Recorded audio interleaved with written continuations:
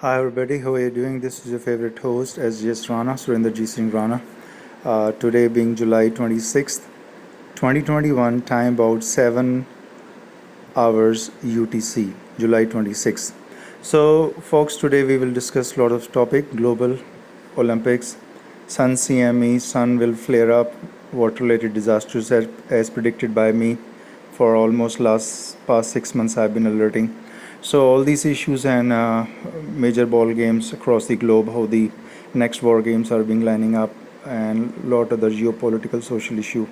So quickly jumping up to Olympics, as I've been predicting in my last sessions on Tokyo Olympics, that we will see different medal tally, and it'll be very interesting to see which nation fares up the best. So far, China has been the top rank in claiming the medals, followed by the US, Team USA, and of course UK, France, Italy all lining behind.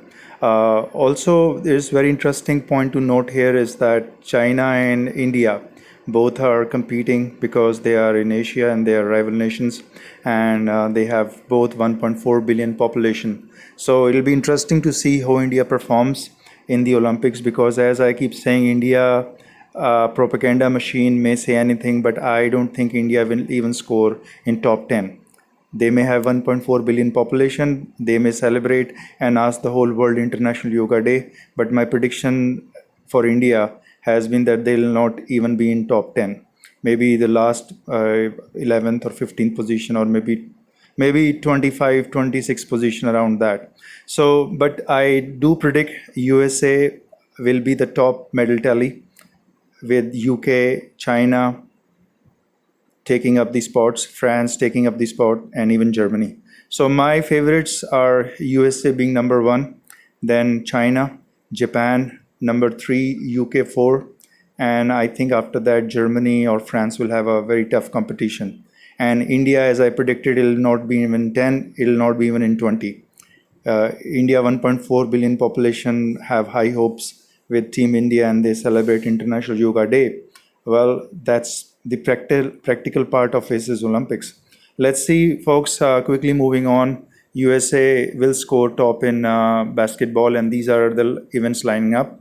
Now, quickly jumping on the high-level meeting with China and US. This is the second high-level meeting in the Biden administration with China officials. This time it's the second high-level meeting. If this succeeds well, then US president and China president will be meeting in Italy in October.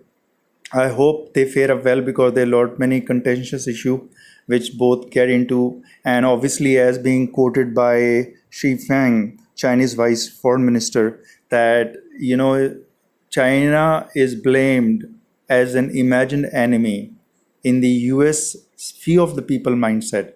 And folks, I exactly go in line with what Xi Feng has said. I think US needs to change the mindset with the China people. I think their progress, their hard work is and alleviating the poverty in South Asia is worth recommending, and it's a commendable job they have done in from 1949 to, you see, in just these last 70 years. China has made immense amount of progress. You see the space age of China, they are making big contributions. Even in the COVID-19 fighting, they're making big contributions. To my understanding, on a philanthropy level, I don't think the US, few of those people who are basically having envisioned China as the enemy, should leave that mindset and embrace China as an equal partner and a would-be superpower. I think it's already, if they don't count it, I think China is already a superpower. So we have three players in superpower arena: Russia, US, and China. Yes, folks, China is a superpower right now. Their economy is booming, and I think China will be very soon becoming 25 trillion US dollar economy. So there is no need to fear China. People can choose democratic and communist way. If people, 1.4 billion people of China, embracing communist way, then I think the U.S. world should Deputy respect. Secretary of State Wendy And Sherman is set let's to hear meet this. China's Foreign Minister Wang Yi in Tianjin in the coming hours. U.S. officials say Sherman's two-day visit is aimed at helping the superpowers navigate their troubled relationship. Sherman said last week that she also expects to discuss North Korea-related issues. This will be the second highest high-level meeting between the two sides since President Biden took office in January. Okay, quickly moving on to India, we see Secretary of the State of the US, Antony Blinken, is visiting India on official tour and high-level delegation. There are a lot of subject matters to discuss, from bilateral ties to defense cooperation to Indo-Pacific arena, and specifically to human rights issue. Because recently, Stan Swamy case, a human rights activist, a defender, 84-year-old veteran, was faced with custodial death.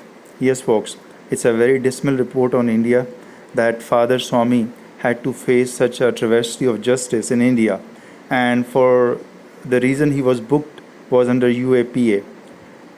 So this act, draconian act enacted by India somewhere in 1960 to subvert, suppress, oppress, repress people's freedom of thought and people free speech. And this is travesty of justice, that how could it happen that 84-year veteran of human rights defender could have faced such a inhuman treatment by Indian authorities. So this has raised alarm bells for last 4 or 5 months across the globe, that how India is having to play double standards. While it says it's a key player in human rights, however, it's basically having custodial deaths. It's basically subverting. Subversion technique is beyond comprehension. And we see in G7 nation recently, Modi visited and made a guest visit to G7 nation recently, where Modi also, PM of India, claimed that India is doing very well in human rights and it's defending human rights of people. Well, now, with death of Stan Swamy, it clearly goes on face of India PM and leadership, what promise they make in G20 and G7, and what actually is basically being done in the ground level. So, folks, this is something quite unrevealing, and I think Mr. Pilpin should be taking up this issue and try to pin down the areas where it needs to have human rights, law and order in practice, not just in books. And I think it's also important for India to become a global human right in the Commission of Global Human Right, if it can ascertain basic freedom of people. Article 21 of India Constitution does promise free life, liberty to the people, citizens of India under the Union Republic of India. However, we have seen time and again how human rights activists are tortured, are treated with inhuman authorities treatment, and how they subvert them, suppress, oppress, and repress them. This is very important issue, which I think Mr. Antony, Secretary of the State of the US, is going to lay in front of the India how they're faring up. And they keep blaming China for human rights. Well, there may be some lapses here and there, but when we compared a democratic nation to a communist nation, the mindset opens up that there is some difference, and democratic nations happens to be always giving more liberty and freedom to the people. So this issue is a big issue, and Father Stan Swamy was serving detention under the stringent Unlawful Activity Prevention Act, also known as UAPA, a law in India that allows government to detain an individual for months without a trial. Swamy, along with several other prominent academics and activists, were accused of being linked to banned radical left-wing group. So, if there is a political, let's say a political conflict, then the ruling political party of India can anytime put everyone under a UAPA. This is such a blanket law, a draconian law, where even India judiciary, even India Supreme Court top bench of justices fears this law. They are already addressing up India colonial law of sedition, which is 164A IPC under India Penal Act. They're also addressing that part. But when they see this issue, of Stan Swami. They are all basically wonderstruck. They're all basically having a dismal on how India Constitution is being implemented by this leadership. So, folks, because I know this upfront, how India tried to subvert, suppress, repress, oppress the human rights activist. I have been writing all along since I've been writing 2010 for global philanthropy work for human rights, for socio-economic cause, and even the social causes. And I've been alerting in all my writes up. You can see on oneworldpress.wordpress.com that I have clearly communicated how India government authorities are basically conducting ethnic cleansing agenda, right from 1984 genocide, where the minority group was targeted in India, and many other such incidents of communal violence. It's a legacy of those things.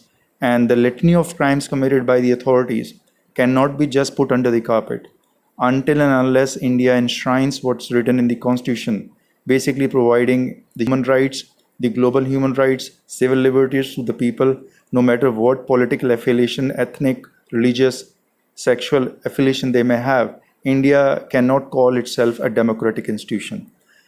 So, apart from massive surveillance implicating innocents in the false fabricated cases, I have given this example here.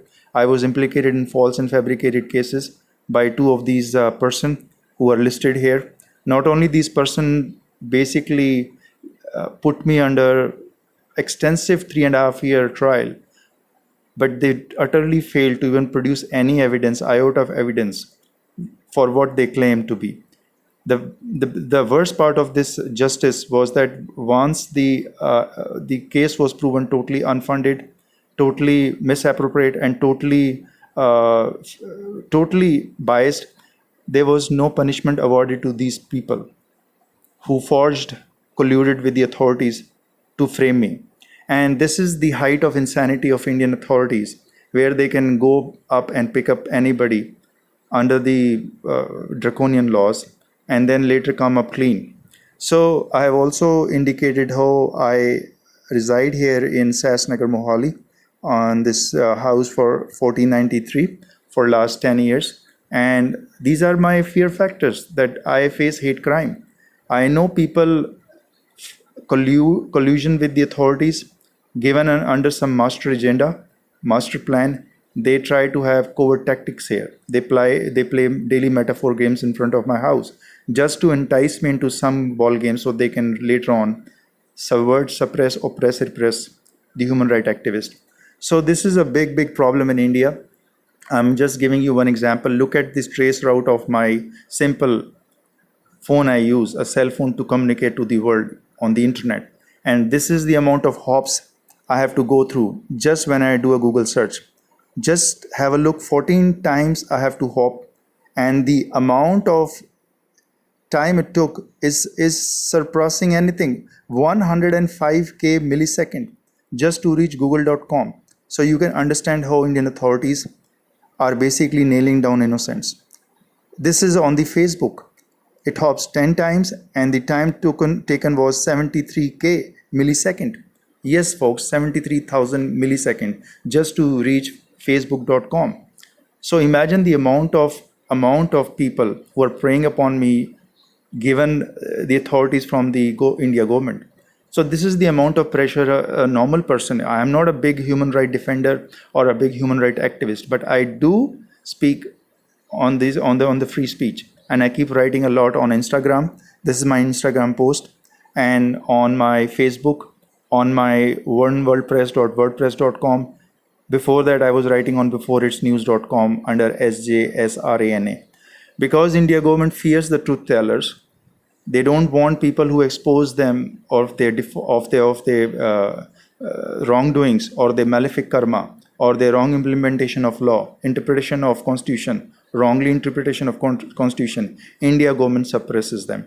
So folks, in the end, I have a simple message for the whole world, which this has been written by me for almost 10 years. For humankind to flower and flourish, we don't need humankind. We need kind humans first. So folks, without having the kindness in the heart, you cannot implement democracy or even communism. You cannot have the order in this world. and there will be chaos. The whole world will be pushed to abyss because we fail to have the moral obligation, which is to promote citizens, law abiding citizens, people who basically follow the law. But those who don't follow the law should be surveillanced. Look how these criminals in India, organized criminals running the fake call centers or known as scam call centers, are basically plundering America, US for last 10 years. What has India government done? Where are their surveillance? How could they not catch these criminals, these organized criminals, who are running every nook and corner of India, scamming in billions? Last year, this year, US reported almost about 40 billion US dollar loss to these scammers. These robocallers, these call centers, fake call centers running from India all across. Where is India government nabbing these people? So this is the prime issue which I think Mr. Antony, Secretary of the State, who's visiting India for 2 or 3 days, should be addressing. That how come the IRS scam running from India is scamming US people over the phone? They're using phone spoofing technology. They're using, deepfake technology to make videos of the people and deepfake and to basically run a scam center, a call center from India. Because US has been offshoring a lot of IT work, these scammers have got links or connections with those people, and they know the information and the data and the personal and private information of the US citizens, and that's how they're targeting. Mostly they're targeting senior citizens of the US under the IRS scam from India. It's all been run as a very organized crime cartel, and India government is doing nothing about it. That's the apathy which I think Secretary of the State, Mr. Antony, should be addressing while he's in India. I've been alerting on all these issues, global issues. Recently, all these my YouTube posts you can check under sjsrana, and these are all the causes which I keep bringing up time to time. I was the one who has predicted on July 14th the major disaster, water disaster for Germany. On July 14th, I predicted on my YouTube, and it happened on July 15th. Germany was devastated by the water disaster. You see how more than 100 Germans people were found dead under the water disaster. So all these predictions are going on because what I foresee, I only do benefit for the humankind. I don't take any personal benefit. I don't ask you to subscribe. I don't ask you for any donations. But if you wish to run the site, which I have been running for 10 years, or contribute, fine. I mean, I'm more than welcoming everybody. Also, I do philanthropy work all by my own. I don't have any connections. But the problems with Indian authorities is that the notorious India agents use lot many things beyond even comprehension, using EM weapons. These are the EM electromagnetic weapons they target against. This is latitude and longitude, which is basically my house. I know at the time they turn it on because my spiritual sense is so highly acute, that it'll tell when they turn on these in these equipments. And what they do is they have laid around my residence in the neighborhood. They have supplied these EM devices, these 2.4 gigahertz to about 10 gigahertz devices. They keep on trying daily different techniques, tactics to subvert, suppress me, oppress me, repress me using these EM weapons. Because it's invisible weapon, folks, but it's a military grade weapon only to be used in the warfare, not to be used on civilians. And this is my challenge to India government, that how are you going to defend human rights when you have set loose these criminals, these mafia, who are using EM weapons, military grade EM weapons against citizens. Another topic I've discussed is here. Look at this tower. You can see around the neighborhood residents, there are microwave towers. These towers are installed in the residential zones by corruption, as per claims, because it's not allowed legally to have a microwave tower in the residence. And this is in 3B2, and the reason why it stands here for many years, almost more than 7-8 years, is that the corrupt officials of India are bribed to the brim every time, and they allow this hazardous microwave towers installation in the neighborhood. And this is why uh, the EM weapons used by India are being propagated in residence openly. And this is the height of insanity. Yes, folks, this is the reality of India, democratic India. Height of insanity, height, and it's simply outrageous. Okay, quickly A jumping on clean-up some effort global is underway phenomena. in Belgium We're gonna after see how the country was hit Belgium by floods getting for the second Mother time in Nature just over a week. issues, Two-hour and you see these thunderstorm on the floods in weekend Belgium. We inundated have seen streets, recently in washing away Germany. All cars and across Europe, these footpaths. The water-related bad disasters weather are is going on. expected to This last was for my several prediction. Almost for days. 6 months, I've been A alerting split-second humanity, decision to board a and many moving other train issues. has We even almost saw ended meteor, in a tragedy in major India. meteor light up Holding on luggage in Norway. both hands, So a all these man issues slips and we falls see as he how tries world to is pass shaping through up. the train And I've doors been in New telling, Delhi. we're gonna A see train sun guard runs flare, to the track CME man and drags him cycle to safety 25 before sun cycle bystanders has already assist begun, in the and I've been rescue. predicting, folks, that An we will be seeing unusually those CME large alerts meteor has and briefly major lit up the other sky issues over related to southern that. Norway. The And vision you can shows check my past powerful flashes videos of on light, YouTube to followed by check what's what going on. witnesses describe as loud bangs. Travelling at about 16 kilometres a second, the meteor could be seen over large parts of southern Scandinavia. Russia has declared it has the capacity to launch unpreventable missile strikes during a Navy Day parade in St. Petersburg. President Vladimir Putin watched as 50 vessels and 4,000 troops took part in the display. It comes just weeks after a UK warship passed the Crimea Peninsula, angering Russia.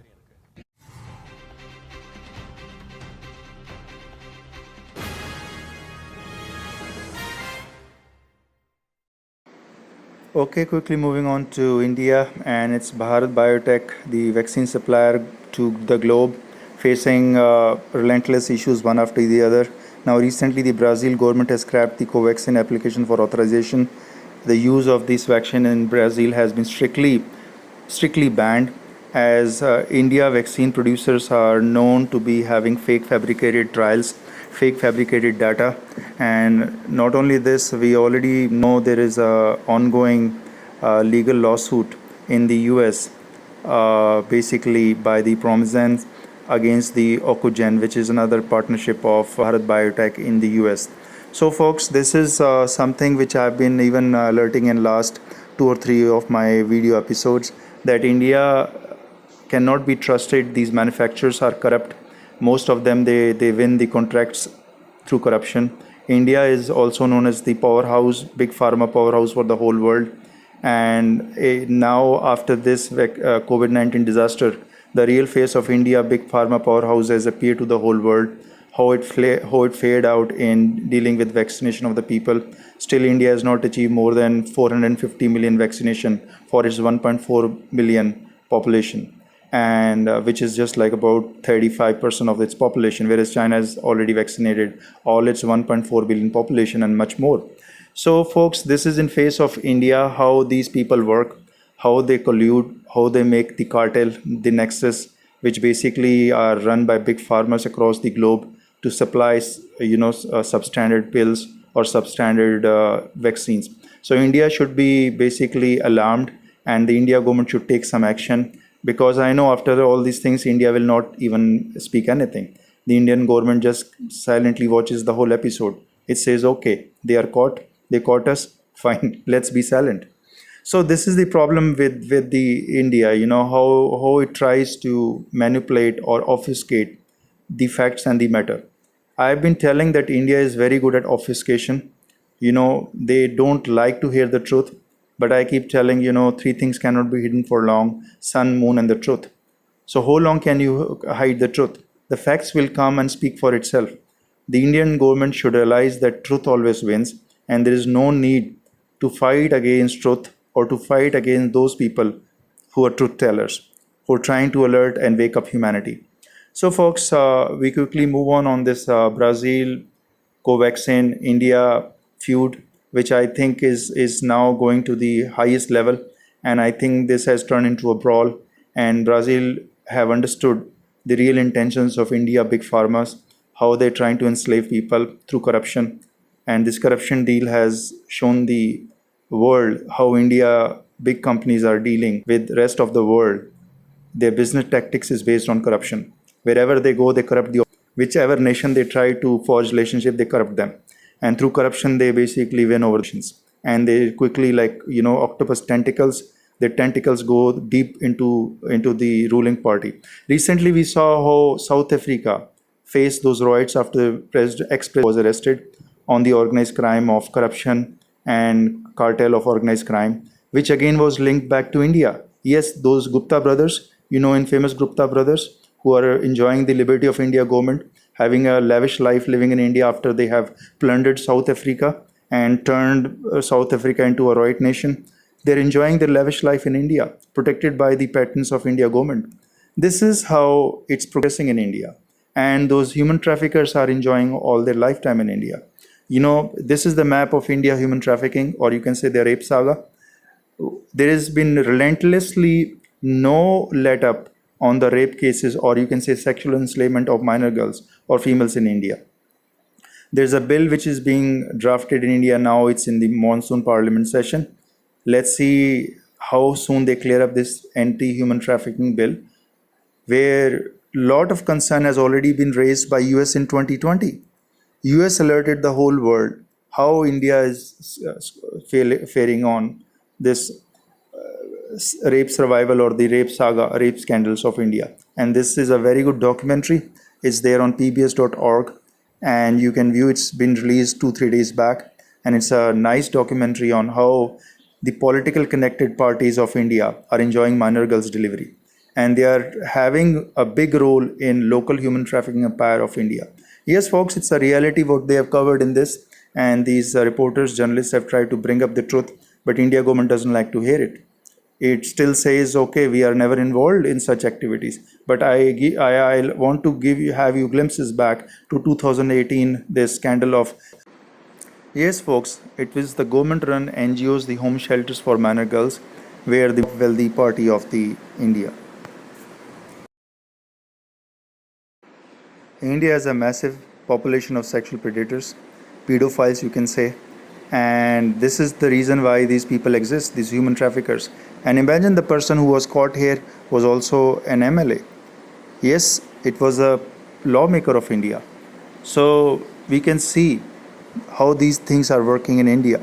And if MLA or lawmaker is found guilty in running a government-run shelter, home shelter for the minor girls, and sexual abuse, maximum gang rapes are taking place inside the home shelter, you can imagine what goes on all over India.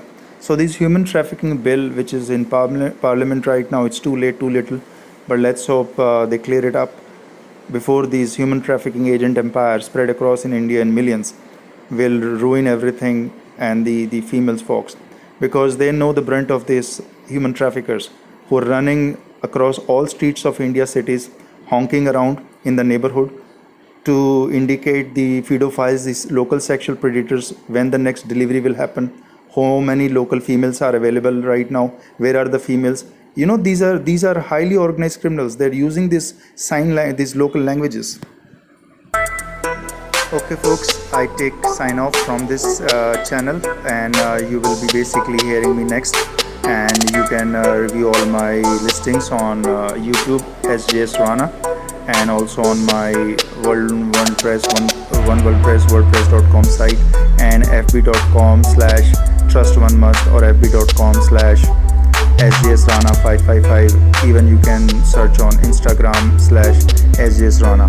So I hope you will have good mind and spirits, and basically be alert and be ready to deal with the upcoming things which we have to face together for the human rights, for the global philanthropy work.